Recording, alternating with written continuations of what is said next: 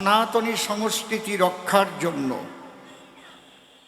বিভিন্ন রকমের অনুষ্ঠানের ব্যবস্থা করেছেন কমিটির সভাপতি রয়েছেন শ্রদ্ধেয় ডাক্তারবাবু, যিনি স্টেজে বসা আছেন শ্রদ্ধেয় শ্রীপতিবাবু। তারপর সম্পাদক থেকে আরম্ভ করে কোষাধ্যক্ষ, সহসভাপতি, সহ সেক্রেটারি, এক্সিকিউটিভ বডি মেম্বার এবং গ্রামবাসী।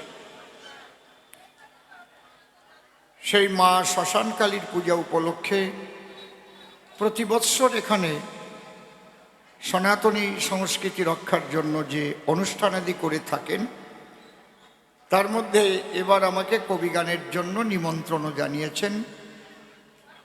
সেই সুবাদে আমি আসতে পেরেছি, তাই মায়ের চরণে ভক্তিপূর্ণ প্রণাম জানাই এবং কমিটির সকলের শ্রীপাদ পদ্মে আমি ভক্তিপূর্ণ প্রণাম জানাই। আমি শ্রদ্ধা জ্ঞাপন করি পূর্ণব্রহ্ম শ্রী শ্রী ঠাকুর হরিচাঁদ, পতিত পাবন শ্রী শ্রী ঠাকুর গুরুচাঁদ, মা শান্তি সত্য ভামা সহ সকল হরিভক্তের শ্রীপাদ পদ্মে। অনাদির আদি গোবিন্দ সর্বকারণে কারণম শ্রীমতী রাধারানী সহ সকল ব্রজবাসীর শ্রীপাদ পদ্মে ভক্তিপূর্ণ প্রণাম জানাই। প্রেমের ঠাকুর শ্রী শ্রী চৈতন্য মহাপ্রভু, নিত্যানন্দ, অদ্বৈত মহাপ্রভু সহ সকল গৌর ভক্তের শ্রীপাদ পদ্মে ভক্তিপূর্ণ প্রণাম জানাই। মাতা পিতা, দীক্ষাগুরু, কবিগুরু সহ অনন্ত কোটি ব্রহ্মাণ্ডের অনন্ত অবতার, অনন্ত সাধুগুরু মহাপুরুষ, সাকার নিরাকারে যিনি যেখানে যে অবস্থায় অবস্থান করছেন, প্রত্যেককে আমার ভক্তিপূর্ণ প্রণাম জানাই। আমি আমার পালায় যাবার আগে একটা দুটো কথা বলবো, এটা একটু গুরুত্বপূর্ণভাবে আপনারা শুনবেন। আজকে আমি এখানে এর আগেও এসেছি, মতুয়া সম্মেলনে এসেছি, নাকি আসি নাই? আসছি তো। এখানে এসে খুব ভালো লাগছে। এখানে হিন্দু মিলন মন্দির রয়েছে, রাধা গোবিন্দ মন্দির হচ্ছে, পাশেই শান্তিহরির মন্দির, মা শ্মশানকালীর মন্দির, পাশাপাশি আমরা সবাইকে রেখেছি। এটা একটা সনাতনী ঐক্যের। মাগো কথা বলবেন না, আমি যে কথাগুলো বলবো এখন এটা ভাবার দিন এসেছে, কিন্তু আর ভাবের গড্ডালিকায় গা ঢেলে দিয়ে সময় কিন্তু আর নেই। খুব লক্ষ্য করে শুনুন। আমি কি বলে গেলাম মিডিয়াতে ধরা থাকবে, আমি তো মরে যাব হয়তো কয়েক বছর পরে, কারণ 51 বছর গান গাচ্ছি, আর কয়দিন বেঁচে থাকবো তা জানি না, বয়স একেবারে কম হয় নাই। কথাগুলো ধরা থাকবে যে অসীম সরকার কি বলেছিল। আমরা সনাতন ধর্মের মানুষ। সনাতন ধর্ম এমনই একটা ধর্ম, বাবা ভাজা বিক্রি করবা, কোনো কথা বলবা না, তুমি বিক্রি করো। যে ধর্মে কাউকে হিংসা করা শেখায় না, যে ধর্মে কাউকে আঘাত করা শেখায় না, যে ধর্ম সহনশীলতা শিখায়, প্রেম শিখায়, হরি বলে কাঁদতে শিখায়, কৃষ্ণ বলে কাঁদতে শিখায়, কীর্তন গানে গণাগড়ি দেওয়া শিখায়, রামায়ণ গানে কেঁদে আকুল হয়ে যায়। আমাদের কোনো ধর্মীয় অনুষ্ঠানে কোনোদিন অন্য কোনো ধর্মের সম্পর্কে কটু কথা বলা হয়েছে বা হিংসামূলক একটা প্রমাণ আপনারা দিতে পারবেন না। আমরা বলি কি কখনো, যখন আমরা হরিচাঁদের গান গাই, বাবা হরিচাঁদ গুরুচাঁদ কেন এসেছিলেন, তার আদর্শের কথা বলি, দর্শনের কথা বলি, সেগুলো আমরা ধরে তুলি যাতে বিশ্ববাসীর কল্যাণ হয়। শুধু মতুয়াদের নয়, শুধু হিন্দুদের নয়, হিন্দু, খ্রিস্টান, বৌদ্ধ, শিখ, জৈন, পার্সি, সারা বিশ্ববাসীর কল্যাণের জন্য আমরা কবিগানই করি আর কীর্তনই করি, যাই করি না কেন সবার কল্যাণ চাই আমরা। এখানে যারা আপনারা বসবাস করেন, অধিকাংশ মানুষ ওপার বাংলা থেকে আসা, রিফিউজি যাকে বলে, উদ্বাস্তু। আপনারা নাচতে নাচতে আসেন নাই, 14 পুরুষের ভিটে বাড়ি ত্যাগ করে আসতে বাধ্য হয়েছিলেন তাই এসেছেন। ঠিক বললাম না বেঠিক বললাম? কেউ আসতে চায়? আমি 12 বছর হেলেন্সায় বাস করার পরে যখন বনগা বাড়ি কিনলাম, আমি যে গাছটা লাগিয়েছিলাম সেই গাছটার বয়স তখন 12 বছর। তাকে ছেড়ে যেতে আমার খুব কষ্ট হচ্ছিল। আমি গাছটা জড়িয়ে ধরে কাঁদছিলাম, তুই আমাকে ফল দিলি, আমাকে ছায়া দিলি, আমি কিছু টাকা পেয়ে বিক্রি করে দিয়ে তোকে ছেড়ে দিয়ে চলে যাচ্ছি। সত্যি মনের মধ্যে তখন ভেসে এসেছিল, উঠেছিল ওই বাংলার কথা।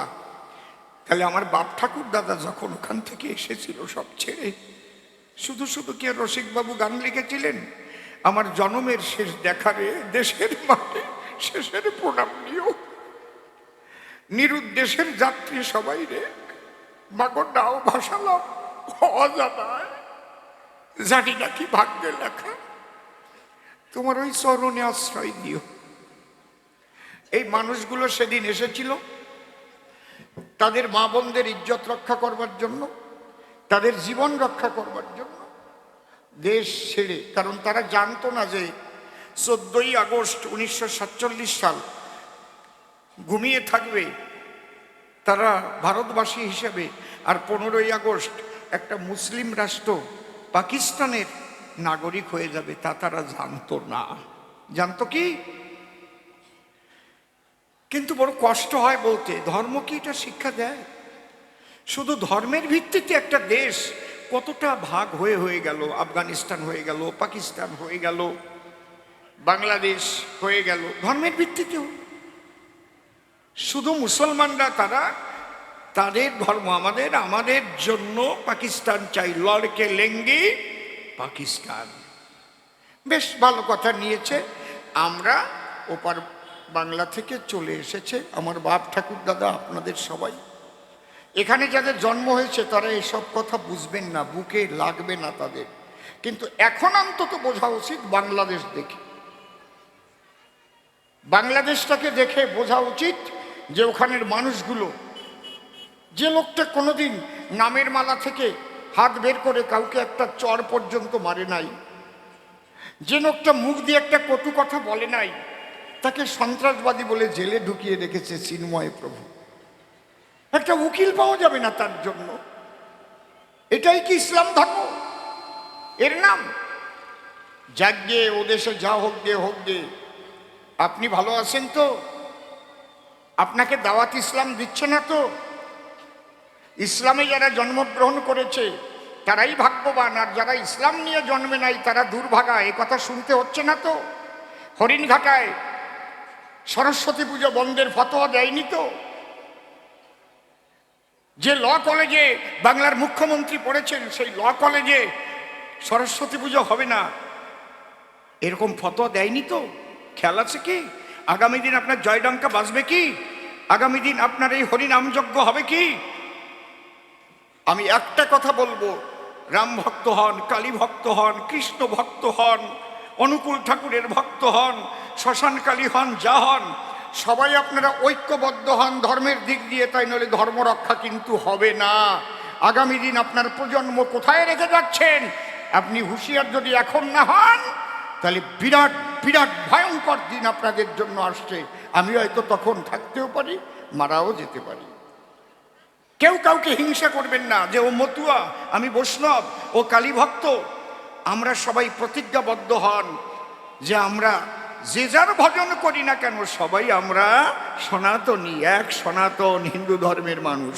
আমার কথাটা মনে থাকবে? জোরে বলুন, মনে থাকবে?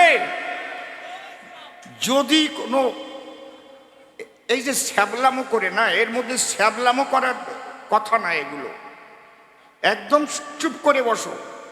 এই শ্যাবলামো করতে করতে শোধ হয়ে গেলিয়ে, বুঝলে? বসো ওই জায়গা। তুমি আমারে জয় শ্রীরাম শিখাচ্ছ, আর তুমি জয় শ্রীরাম বললে খুব বড় বিজেপি হয়ে গেছো ভাবছো নাকি? বসো ওই জায়গা। বিজেপি, তৃণমূল, কংগ্রেস, সিপিএম কে কি করবে করিবার গিয়ে আমি সে কথা বলতেছি না, একটাও রাজনীতির কথা বলছি না। আমি বলছি আমার ছেলে মেয়ে, আমার নাতিপুতি কোথায় রেখে যাচ্ছি। এই বোধ যদি আমাদের এখনো না হয়, কবে হবে? আমি আর কয়দিন গান গাবো? কালকেও বলতে পারি আমি আর গান গাবো না, থাকলাম বাড়ি, তাতে আপনাদের আশীর্বাদে হাঁড়ি বন্ধ হয়ে যাবে তা না। এই জন্যে আমার কথাগুলো শুনবেন। আমি কোনো রকম রাজনৈতিক কোনো প্ররোচনার কথা বলতে আসি নাই। এটা হচ্ছে আমাদের ধর্মীয় আসর, আমাদের ধর্মের কথা বলছি, সনাতনীদের ঐক্যের কথা বলছি। এই সনাতন হিন্দু ধর্ম রক্ষা যদি করতে পারেন, চান, তাহলে আপনারা সবাই এক হন। যদি কোনো অনুকূল ঠাকুরের ভক্ত বিপদে পড়ে, কেউ তাকে মারতে আসে, আপনি মতুয়া হন আর বৈষ্ণব হন, ঝাঁপিয়ে পড়ুন, এই রাখ, গায়ে হাত দিয়ে দেখো আমার সনাতনী ভাই, রেহাই নাই। আর যদি ভাবে নো শালা কানে দেয় ফিস ফিস আর মাসে মাসে চান্দা দিস কইয়ে বেড়ায়, মরে তো মরুক গিয়ে, তাহলে আজকে ওরে মারবে, কালকে তোমারে মারবে, তারপর দিন আর একজনেরে মারবে, সরস্বতী পুজো বন্ধ হবে, দুর্গা পুজো বন্ধ হবে, তারপরে বলবে যে এখন ওই জয়ডঙ্কা বাজবে না। সবাই এক হতে পারবা?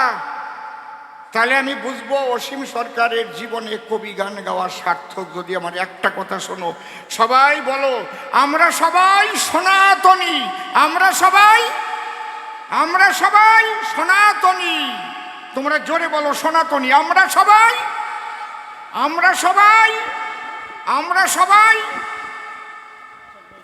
এই কথাটা আমার শুধু মনে রেখে তোমরা ঐক্যবদ্ধ। আজকে এখানে আমি এসেছি, ডাক্তারবাবু কোথায়? এত সুন্দর পরিবেশ হয়েছে এখানে, সত্যি আমার খুব ভালো লেগেছে।